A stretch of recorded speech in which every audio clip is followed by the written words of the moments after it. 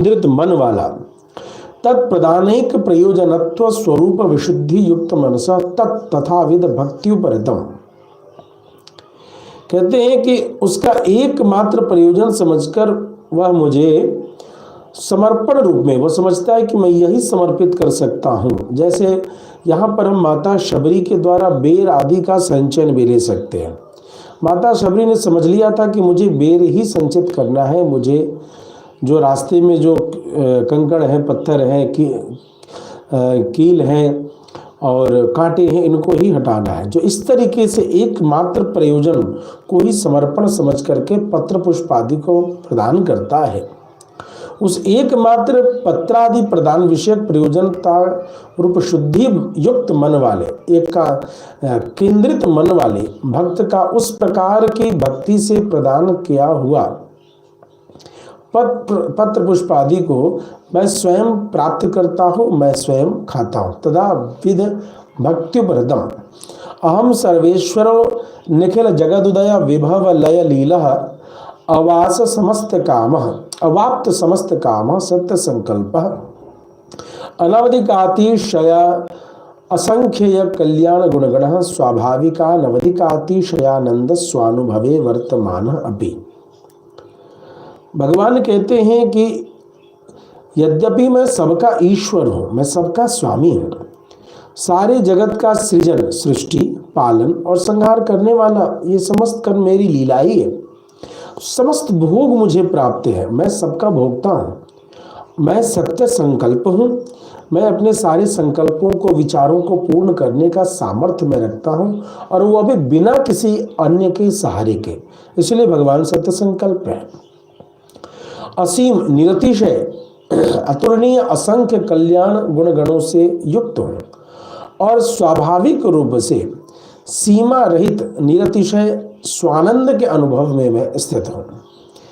कहते हैं तथापि मनोरथ पथ दूरवर्ती प्रियम प्राप्य एव अश्नामे, फिर भी मैं उस वस्तु को पाकर ऐसा लगता है कि जैसे मन की कल्पना में भी न आ सकने वाला मनोरथ पथ दूरवर्ती, कि जो कोई मन से कल्पना भी न कर सके, ऐसे कल्पना के समान उस परम प्रिय वस्तु उसे मिल गई हो, वैसा समझ करके मैं उसे अश्नामी में उसे प्राप्त करता हूँ। यानी वह जो पत्र पुष्प को श्रद्धा से मुझे प्रदान करता है, तो मेरे मन में यही भाव होता है, मुझे उतनी प्रसन्नता होती है कि जैसे कि कोई किसी को कल्पना से परे वस्तु की प्राप्ति हो गई हो। इतनी प्रसन्नता के साथ मैं उस पत्र पुष्प को स्वीकार करता हूँ। यथा उक्तम मोक्ष धर्म में, जैसा महाभारत शांति पर्व में मोक्ष आदि के ऊपर प्रवचन करते समय उपदेश आया, महाभारत के शांति पर्व के 340/64वें श्लोक में, याः क्रियाः संप्रयुक्ताः स्युः एकांतगत बुद्धिभिः ताः सर्वाः शिरसा देवः प्रतिगृह्णाति वै स्वयं। अर्थात अनन्य भावगत बुद्धि वाले भक्तों के द्वारा जो जो क्रिया भगवान को अर्पण की जाती है, उन सबको परम पुरुष स्वयं शिरसा देवा प्रतिगृह्णाति वै स्वयं, सिर पर धारण करते हैं, इसमें कोई संशय नहीं है। इति यस्मात् ज्ञानिनां महात्मनां वाङ्मनसा गोचर अयं विशेषः तस्मात् त्वं च ज्ञानी भूत्वा उक्त लक्षण भक्ति भारावनतात्मा आत्मीय यतन अर्चन प्राणामादिकं सततं कुर्वाणो लौकिकं वैदिकं च नित्य नैमित्तिकं कर्म च इत्थं कुरु इतियाह। जबकि ज्ञानी महात्माओं की स्थिति क्या है कि यह मन वाणी से अतीत विशेषता है। इसलिए मन वाणी से अतीत मतलब मन और वचन से जिसको प्राप्त न किया जा सके, ऐसा।